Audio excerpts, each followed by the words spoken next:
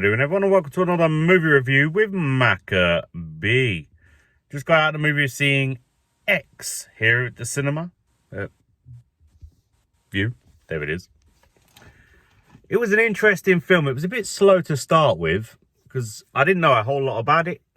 I'll be honest, I wanted to watch it because I saw that Brittany Snow and Jenna Ortega were in it, and I was quite a fan. Well, I am a fan of their work, especially Pitch Perfect and the new Scream. Both fantastic films for those actresses. And I knew that the basic premise was that it was set kind of like what I think like in the 60s, 70s, probably the 70s. No, yeah, it was the 70s, I think, 79, something like that. Making like a porno on a farm, and then some horror stuff's going to go wrong. Basically, that's the impression I got from the trailer. Checked it out. Pretty much exactly what we got. But what was intriguing for me was this film doesn't feel complete in the sense that the first half is all the porno stuff. The second half is the horror stuff. And they feel like two completely different elements. Because I don't know what the budget for this was. I don't know what the original plan for this was. But it felt kind of strange because all the porno stuff kind of worked. Like, so they wanted to be big stars. It was the early peak of home viewing. Yeah, they were going to break into the old, bring in the porno scene to the home experience. Privacy, all that stuff.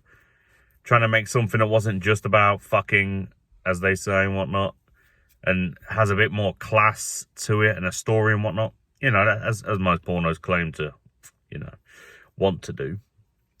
And all that stuff, it was filmed well. We got the expected nudity that we'd have in that element. The performances were fantastic. Felt realistic. So, good job there. Felt like the group had an actual dynamic between them. Like they actually knew each other, wanted to work with each other, as if in this universe they'd been friends and colleagues and whatever for God knows how long. That element worked. Once we get past that element and we start getting into the horror side of things, that's where it takes an interesting turn for me. Because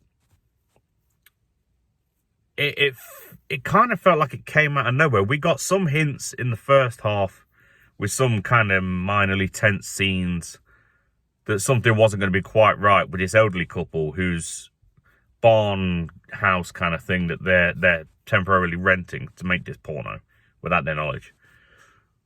And it feels like it comes a bit out of left field at times because they don't really introduce like a whole lot of the backstory for this couple that lead to the actions that take place in the film.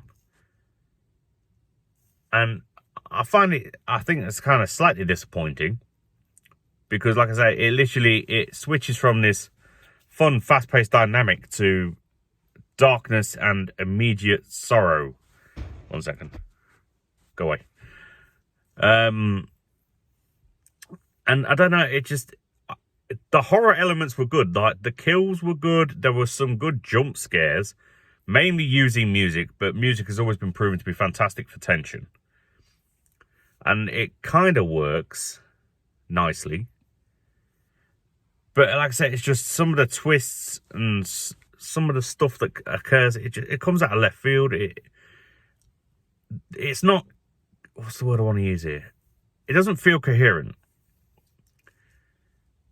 But like I say, the kills themselves actually kind of work, and we get a bit of a link to something we weren't even paying attention to in the movie for the majority of it, which is the geezer on the television. We get a bit of a link to if you're going to watch the film, you'll know what I'm talking about eventually. But there's this preacher on a television that plays at points throughout the movie. It's like a political statement kind of thing. And we do get a link at the end to him that kind of ties a few things together. I'm not going to ruin it for anyone what exactly it ties together, but I'll just give you that opportunity to explore that yourself. But I'd say that the performances were great for the majority of the part. The kills were pretty decent, because obviously we knew it was a horror film, there was going to be kills.